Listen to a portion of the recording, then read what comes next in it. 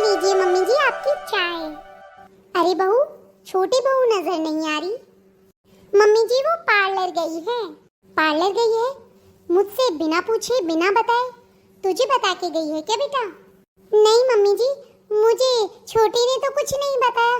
देवर जी साथ में गए हैं लेके उसे, उन्होंने ही बताया था।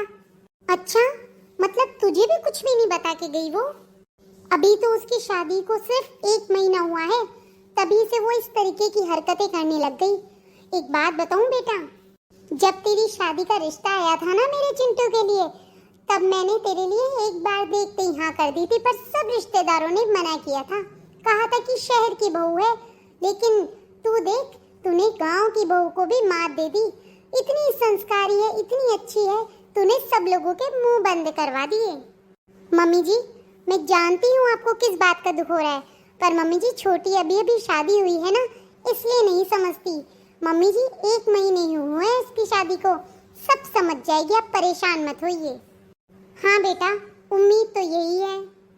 अरे छोटी, आ गई तुम? हाँ मम्मी जी, आ गई हूँ। छोटी, तुम्हारी शादी को सिर्फ 1 महीना हुआ है और तुम पार्लर गई थी। ऐसा क्या काम अटक गया था और बिना बताए चली गई तुम? मम्मी जी, उसे आने दो। मम्मी जी, इसमें बताना क्या था, सबके सामने गई थी मैं तो।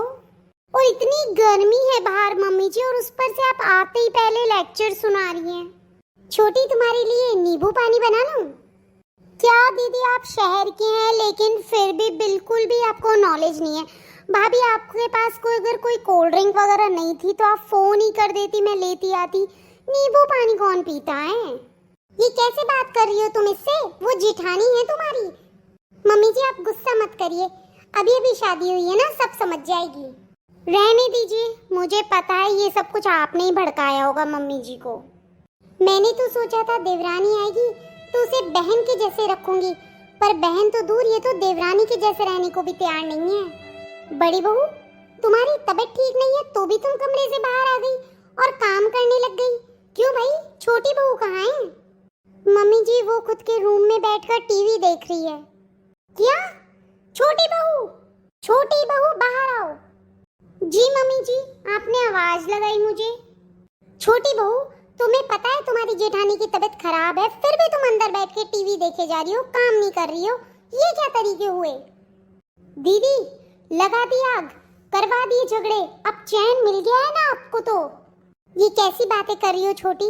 मैंने तो कुछ भी नहीं कहा है मम्मी जी को। मम्मी जी मैं क्लियर बता देती हूँ, अब मैं इस लेडी के साथ में नहीं रह सकती हूँ, मुझे घर का बंटवारा चाहिए।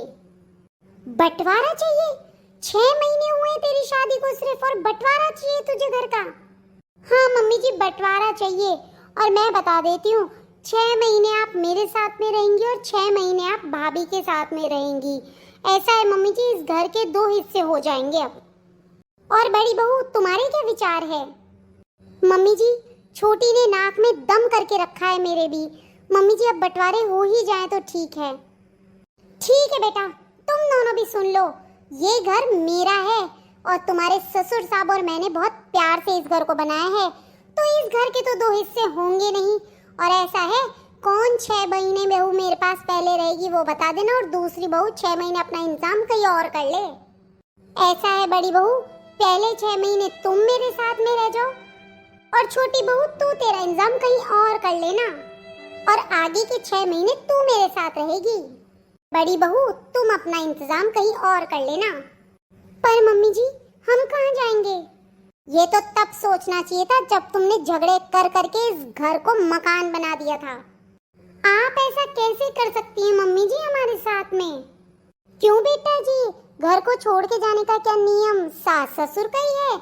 ऐसा है, घर को छोड़ के जाएगी मेरी बहुएं और मेरे बेटे, मेरे नालायक बेटे जो अपनी पत्नियों को कंट्रोल नहीं कर सकते। और छोटी बहू, तुम्हें एक बात बता दूं, बड़ी बहू ने तो मेरा बहुत साथ दिया है, तुम्हें भी बहुत मैनेज करने की कोशिश करिए, पर तुम रही गंवार की गंवार। मम्मी जी आप ऐसे क्यों बोल रही हैं? क्योंकि बेटा जी, शहर की और गांव की लड़की होने का फर्क नहीं पड़ता, ये अब दुनिया देख चुकी है। फर्क पड़ता है संस्कारों का, कि लड़की को कहाँ पे कैसे संस्कार दिए हुए हैं। बड़ी बहू मेरे से 5 साल रह चुकी है मेरे साथ में, और तुम 6 महीने नहीं रह सकी। अब ऐसा है, निकलो तुम और तुम्हारा पति इस घर से। 6 महीने बाद आना। इस घर पे अब मैं और मेरी बड़ी बहू रहेगी। मुझे माफ कर दीजिए मम्मी जी, मुझे माफ कर दीजिए दीदी। अब मैं कभी बंटवारे की बात नहीं करूंगी और जैसा आप कहेंगी वैसे ही रहूंगी। मम्मी जी, छोटी को माफ कर दीजिए अब। बड़ी बहू, ये तुम कह रही हो जिसके साथ में उसने इतनी बदतमीजी करी है?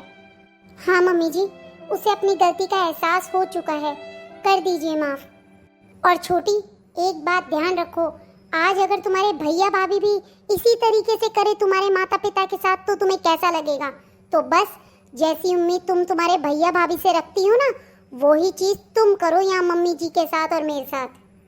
मुझे माफ कर दीजिए दीदी, मेरे से गलती हो गई, माफ कर दीजिए मम्मी जी। ठीक है, जा उठ और चाय बना के ला मेरे लिए और बहू के लिए, तबीयत खराब हो रही है उसकी। ठीक है मम्मी जी, मैं अभी लाती हूँ।